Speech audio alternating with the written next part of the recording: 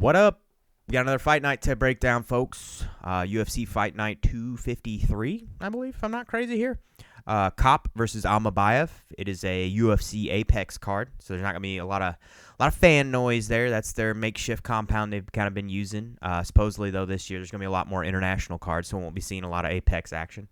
It is a early card as well, 6 p.m. Central Time. I like some early cards sprinkled in occasionally, but it's pretty solid card. I would say this maybe is better than the one last weekend. We got a lot of names that, looking through these, that you're actually going to be fairly familiar with. And then we've got some like new talent, some up-and-comers that are getting some buzz. This is good tests for a lot of those guys. We're going to see how they fare, how they hold up under a little bit more pressure, which the UFC's generally pretty good at, bringing talent along at a reasonable pace instead of throwing them into the deep end. Once in a blue moon they will, but for the most part they're good at that with their prospects.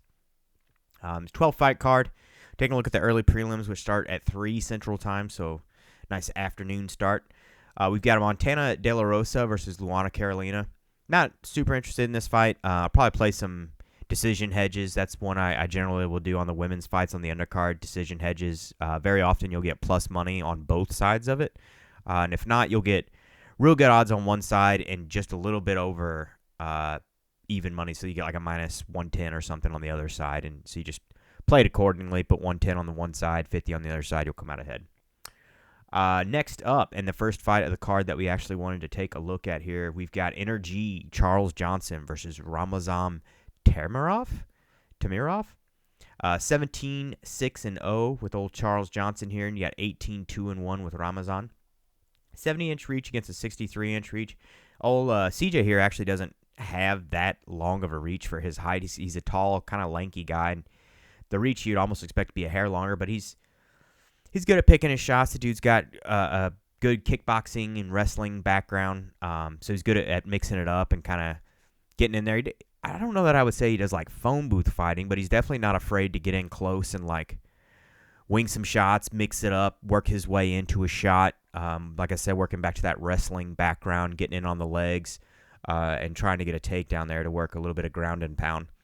Not like insane power coming from old CJ, but he's got a decent amount of pop and he's got really good volume. So the two combined really pays dividends in a fight that starts dragging on. By the time the third round comes around, these guys have been stung by so many freaking shots from CJ. I mean, you're talking just 100, what is it, death by 1,000 cuts. It's kind of that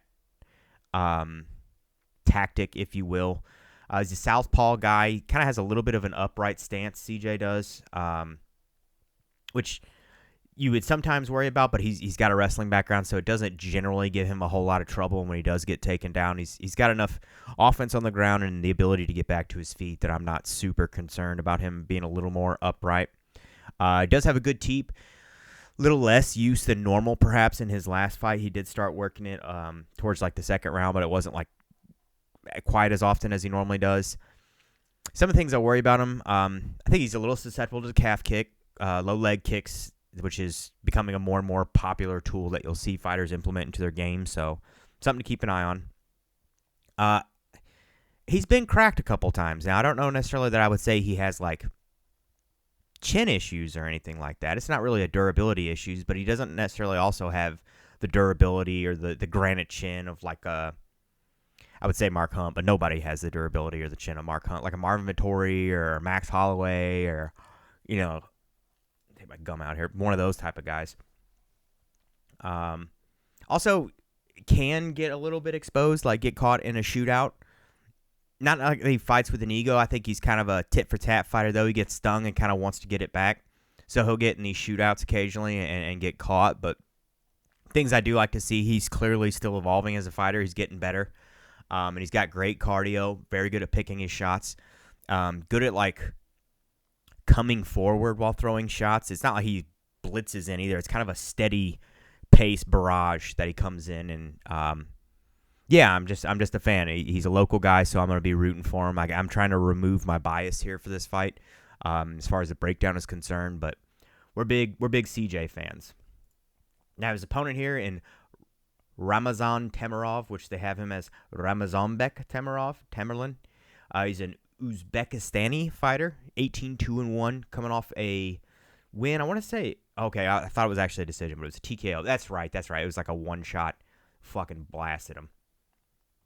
63-inch reach. So he's going to be at quite a reach disadvantage here, both in arm and leg span.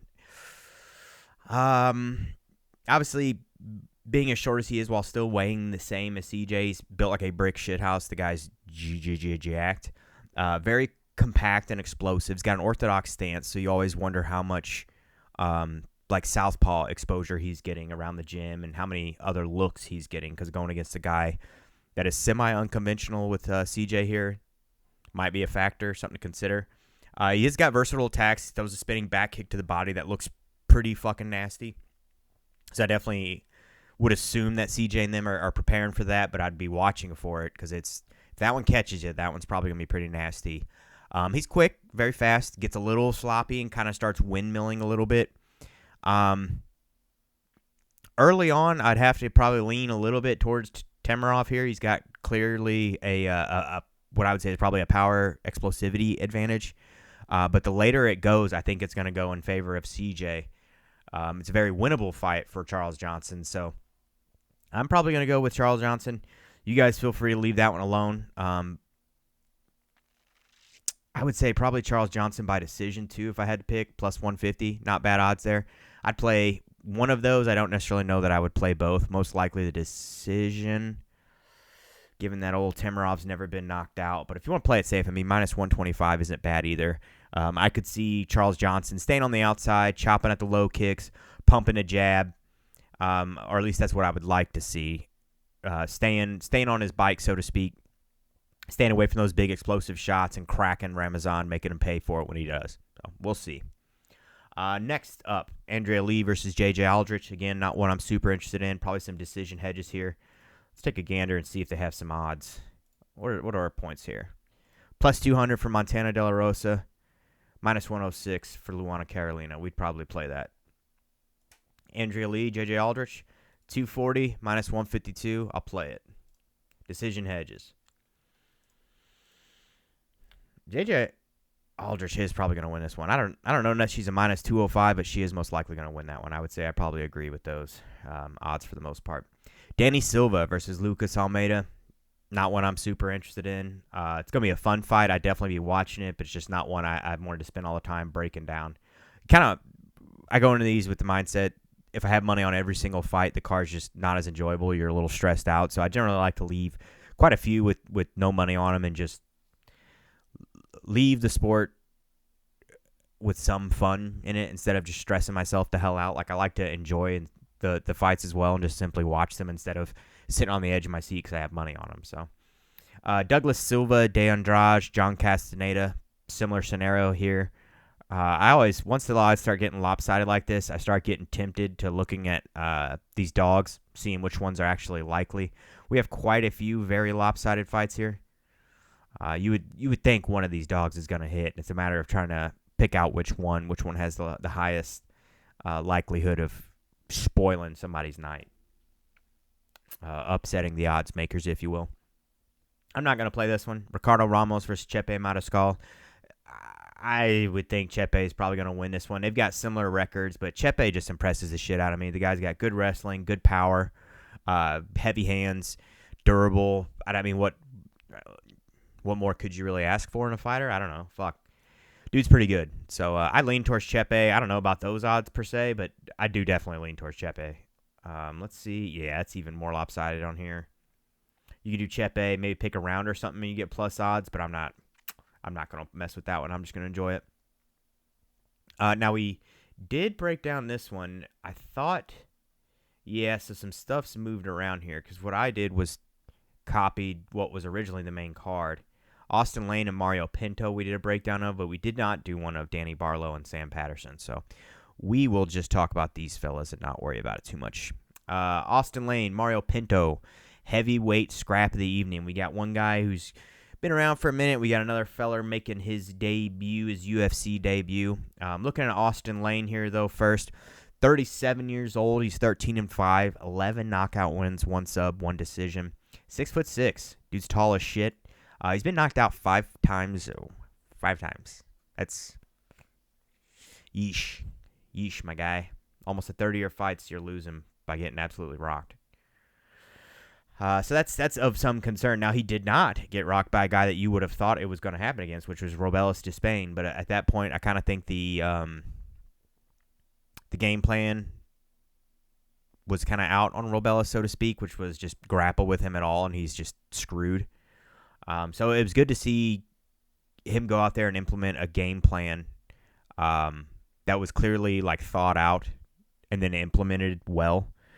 He was able to stick to the game plan, stifle Robelis's explosivity in his attacks, get the takedown, stay on top of him on the ground, really wet blanket him.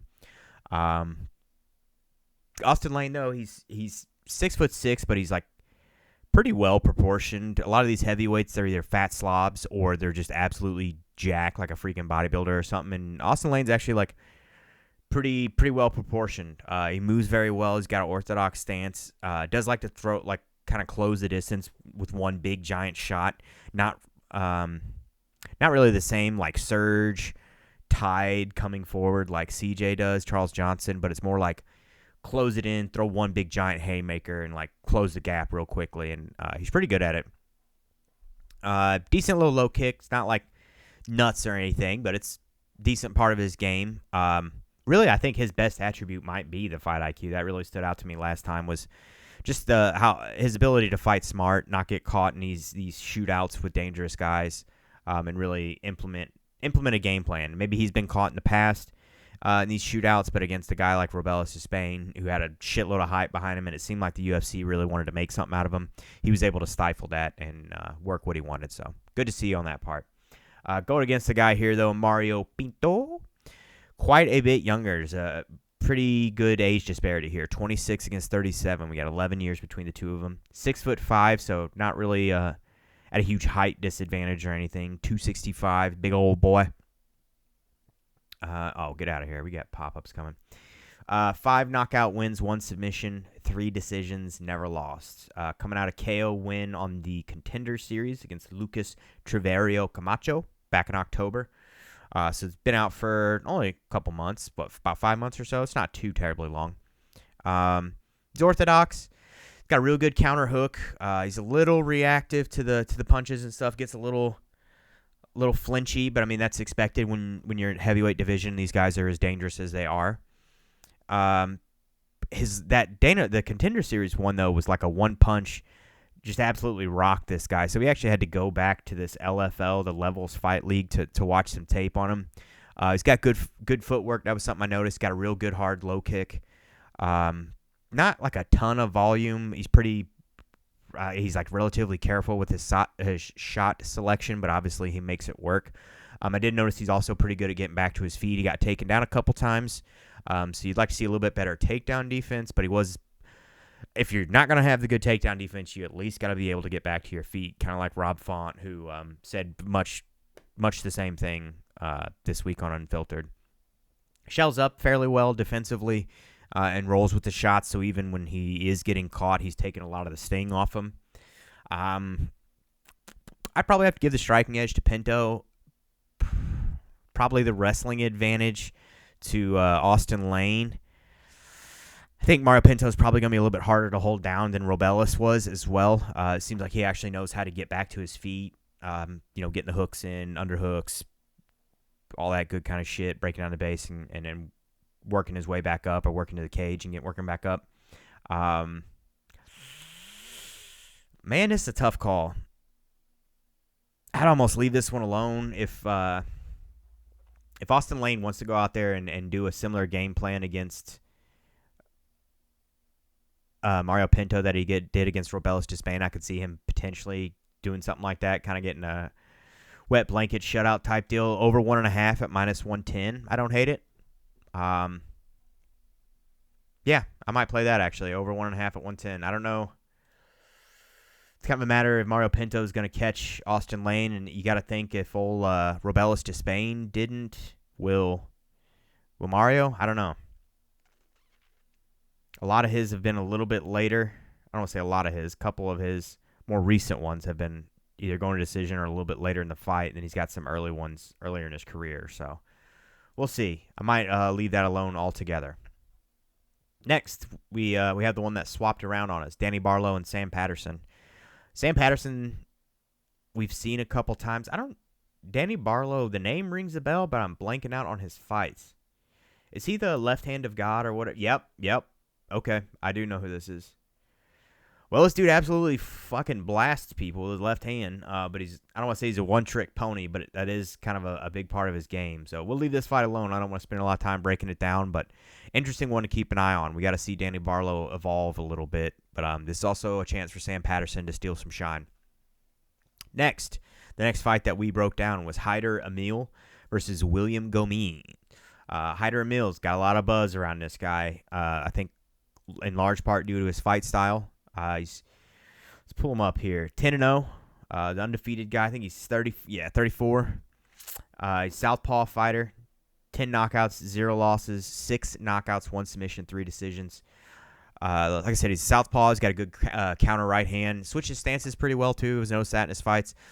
His last fight though, it was insane, man. It was a berserker barrage. It's not like he has the craziest amount of power.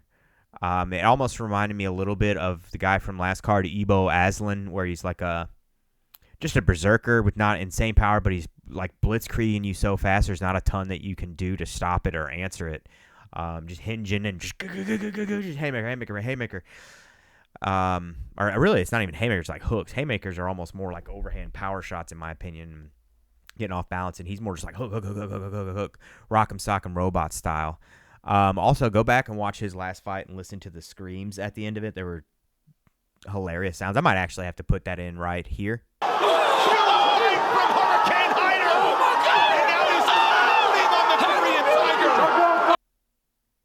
Leave a pause for it. One of the things I noticed, though, is actually he's a little slow, I was thinking. It just seemed like for the weight class, he just wasn't moving all that quick. There are dudes at featherweight that are just lightning quick, and the way he was getting in there and throwing the hooks and everything, it was nice, the volume, the pressure. But against the guy who's going to know how to circle out and counter strike, I don't know. I think he might get slept. We might see that go, I actually think, this weekend as well. Going against France's own William Gomis, 27 years old, 14-2. The Jaguar. Dude's 6 foot tall. He's a pretty big guy for the weight class. Got a real good front kick off the rear leg and the lead leg. Likes to clinch, throw knees. Really good counter striking. He's got a nasty straight, a left straight, right hook that's just nasty. I could see that being the answer in this fight. Left straight, right hook. Pretty decent takedown defense, but it's not like great. That's probably a spot he needs to do some work. For a kickboxing background, it's not bad, but in MMA where people, the game plan is going to get out, and then eventually that's all people are going to be going for. So you definitely want to be shoring up your takedown defense. Where I maybe am more concerned, though, is the submission defense. He can be muscled to the ground, and then there was a head and arm that he was getting caught in his last fight that he was just kind of being durable on. He wasn't actually trying to work his way out of it, swim the arm back over, answer the phone, which is debatable anyway. Different styles of defense that you would like to see, anything more than just simply sitting there and toughing it out, because there's going to be a point in time where you run into a guy that you're not going to be able to do that with, especially at the highest level of the sport like we are here. He's pretty decent at getting back to his feet, though. So, with these takedowns where he's getting muscled to the ground and everything, you at least see him work back up. Decent amount of height difference in this fight, though. Probably a technical differential as well. I think I'd probably go William Gomis based upon that.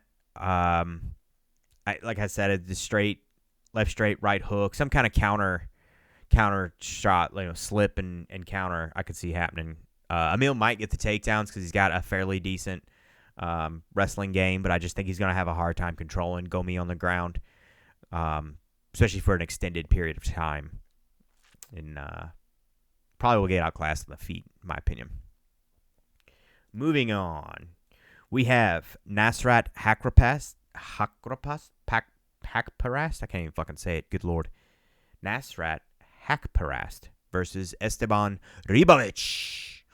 Old Nasrat, 17-5. 29 years old, I believe. If my notes are correct. Let's get him loaded up here. 17-5. He's got 10 knockout wins, 7 decision wins, no submissions. 1 knockout loss, 1 submission loss, 3 decision losses. 29 years old, so he's a young buck, 5'10". That's about right for that weight class. Not too big, not too small. Coming off a split decision win over Jared Gordon, which is pretty decent for the record. Jared Gordon's no slouch. He's no punk.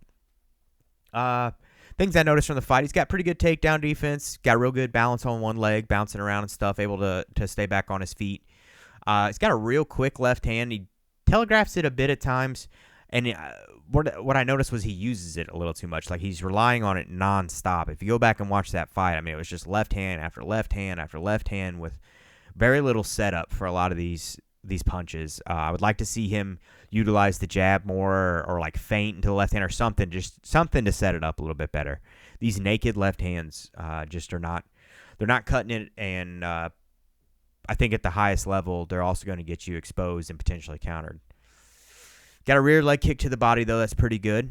Pretty decent. Not, like, crazy power, Nasrat. Pretty good, but it's not, like, insane. I think it's more like getting caught with the left hand. You don't necessarily expect it. You don't necessarily see it. They always say it's punches you don't see that put you away. I think it's kind of more of that, not this, like, insane power that he's putting you away with. Going against the guy here, Esteban Ribovic, who's actually 1 year younger, 14-1.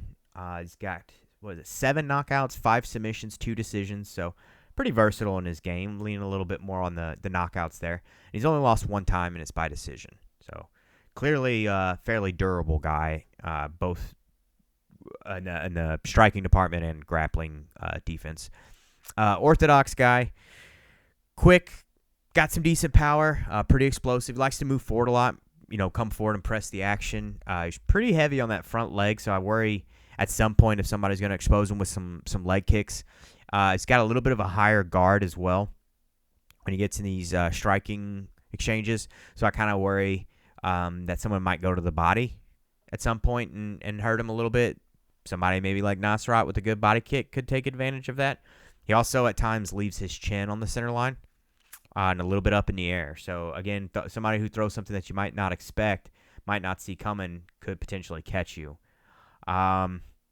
I lean towards Esteban in this one. I think he should win the fight. Those odds are a little lopsided, just a little bit lopsided. So, like, as far as the main event challenge goes, I would pick Esteban, but the value is certainly on Nasrat.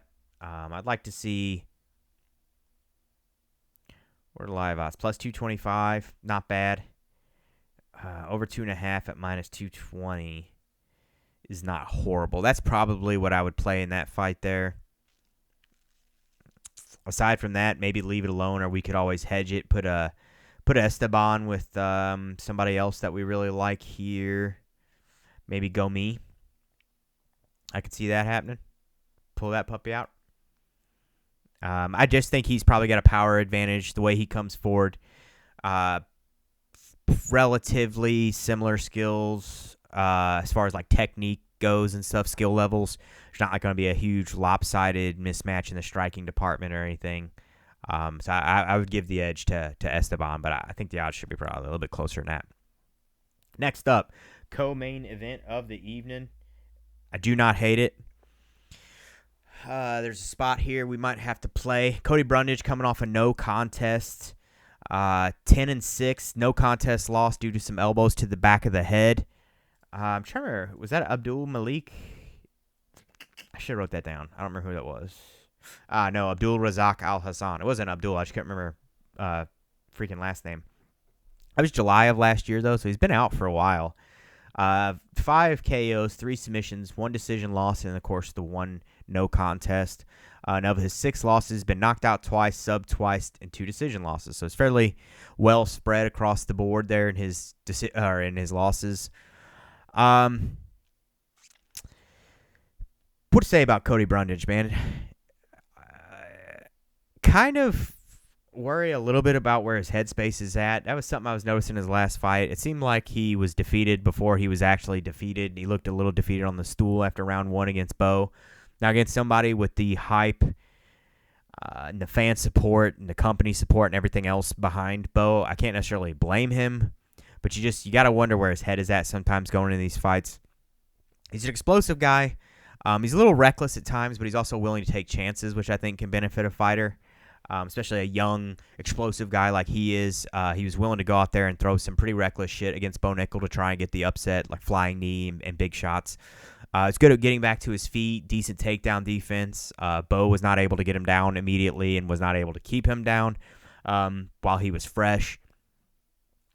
He also got tossed at one point and dumped on his freaking face. Bo did by Cody. So that was pretty impressive given the wrestling credentials of Bo Nickel.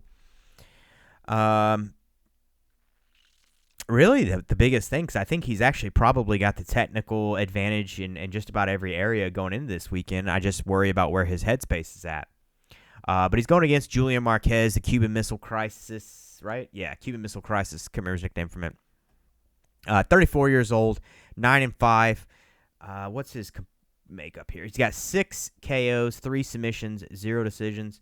He's been knocked out 3 times, and 2 decision losses. 6'2", so he's a little bit bigger, but it's comparable. It's not like there's a huge size difference here. I think he's on a 3-fight or 4-fight losing streak. 3-fight losing streak. Yeah, actually in about the same time as Cody Brundage. He was June. Cody Brundage was out in July. Fans might remember him. He was the guy who asked out Miley Cyrus when he was on the mic quite a while ago, which was pretty funny. He got some attention from everybody. Technique-wise, decent-sized dude. He's got a decent jab, pretty decent little low kick there. He's kind of like a meat and potatoes striker. He's not really doing anything fancy. He's doing kind of the basics and doing them pretty well. Little bit slow. Kind of shells up a bit defensively as well. When pressed, he kind of roots in the spot and shells up and takes a shot as opposed to circling out and getting out of there. Pretty decent grappling. It's not necessarily world class. He kind of gets by a little bit on being strong, muscling through you, kind of like a horsepower type thing here. And in this fight, I don't know that that's going to cut it. I would say speed, explosivity, maybe even technique, age, all of these favors swing kind of in favor of Cody. And then you've got the one thing not necessarily in favor, which isn't even a certain thing. You just wonder where his mindset and his kind of headspace is at, man. Is he in this thing? Are you here for the wins? Are you in here for the long run? Or are you unsure? So if he comes into this fight ready to kill, ready to get after it, I think this is a very winnable fight for Cody Brundage. He was a plus 145 last weekend. So clearly I'm not the only person that thinks that. Money is coming in on him. Cody Brundage. I don't think they have inside the distance yet. I saw it on DraftKings at plus 165. Shout out to Andrew Morin. Actually, he pointed that out to me. So I think I'll probably play that. You could just play the money line to play it safe here. Go for the decision, which is always, as I'm sitting here talking it out, I might actually just play the money line and keep it safe. The odds aren't that much different between the inside the distance and the money line. You get a little bit more coverage here just in case he can't get the finish. Is it all knockouts? Man, but the fact that he's been knocked out 3 times in a row makes you wonder. Fuck, I don't know. Maybe we will play inside the distance. We'll put, per usual, we wait till weigh-ins and we put all our bets out on Twitter. So it'll be one of those two, and then we'll put it out. Yeah, Cody Brundage. We're going Cody Brundage. Shout out Minty Bets, too. She said she was going Cody Brundage. We were talking earlier in the week. All right. This is it. We have the main event. Manel Kape versus Asu Almabayev. Manel Kape is 31 years old, 20-7, coming off a good win here.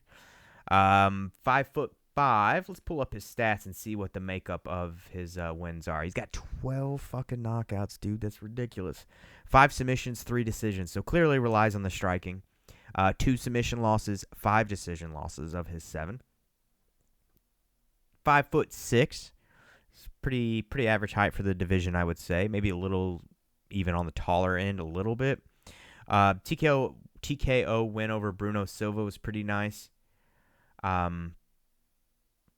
Which one did I watch that just went to decision? Oh, I think it was the Felipe dos Santos one. I'm thinking. Had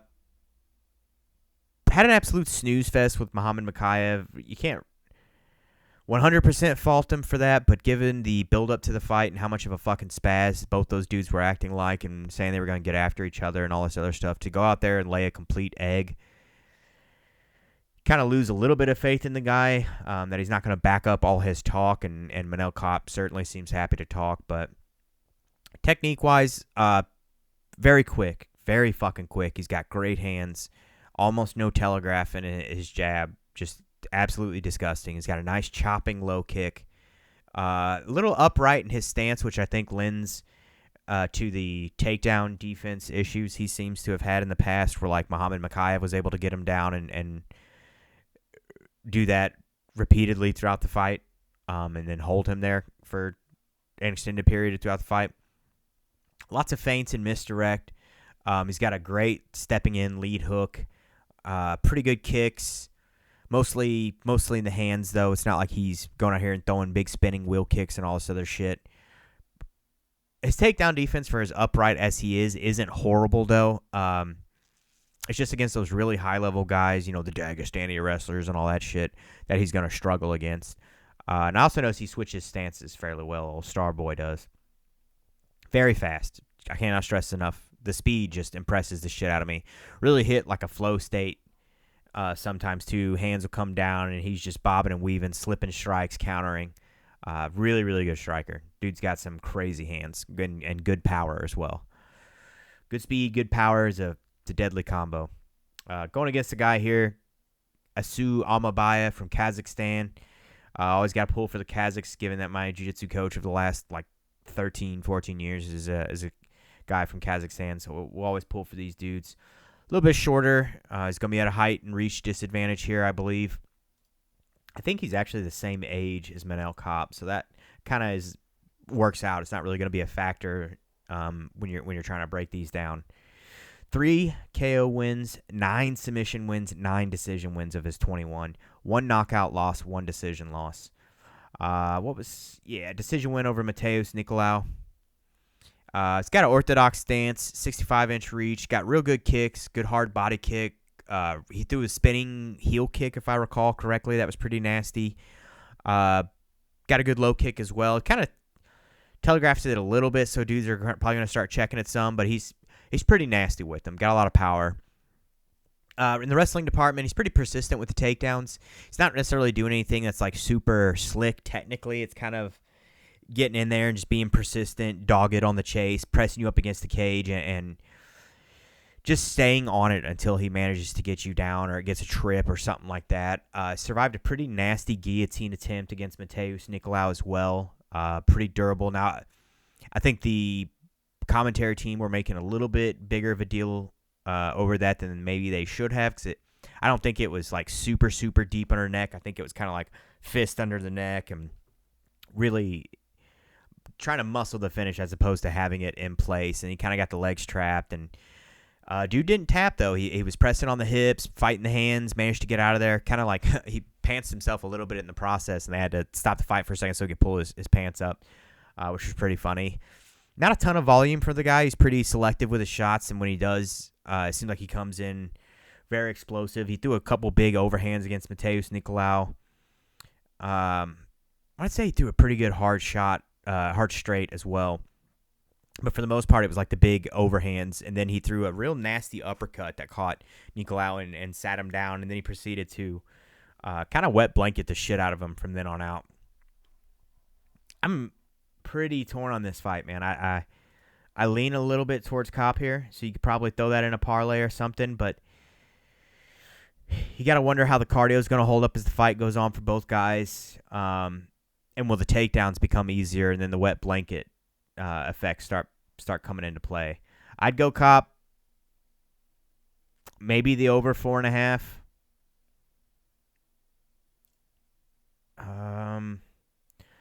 Dang, I was going to say over 2.5, but over 3.5 isn't bad.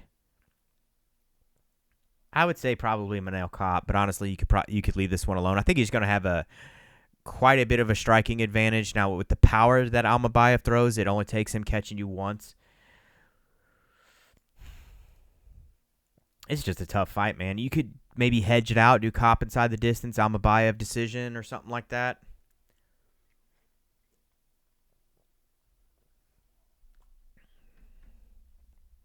I'm torn, man. Probably just leave it alone. Fuck it. Leave it alone. You don't got to play everything, and when you're unsure, that's generally your best move. So that is it. UFC Fight Night 253 in the Apex. It's gonna be a good card. Got some good picks. Hopefully the breakdowns will help you guys. I think there was some good fight news today too. You know, Dan Hooker and Justin Gaethje was gonna happen. Dan Hooker ended up. I think he said he cracked somebody on the top of the head, caught him with his knuckle, and it broke his hand. So he's out. They announced Rafael Fiziev is in. I want to say there was some other news as well, but I'm blanking out on what it is. So we will maybe we'll have to do an episode over the weekend covering some fight news if anything else exciting. Maybe we could throw out a Sunday one doing a recap of the fight. But last weekend's card went pretty well. We were 7-2 on our picks, 5-0 overall in the main event ones. So we nailed all those. It was pretty nice to get some W's on the board. We even had a couple that I had written down and forgot to freaking play that would hit. I had Anthony Hernandez by decision. I ended up playing, I think it was the over instead. We would have hit that one. I want to say there was like one or two more as well that I can't recall, but coming out of a good weekend. So hopefully we can keep the momentum going, get another good weekend of bets. Maybe make some more money. So that is it. Thanks for watching, folks. Throw me a follow, like, subscribe, all the normal bullshit. Hit me up on the socials. We'll be putting our bets out probably after the weigh-ins on Friday. Thanks for watching. See you next time.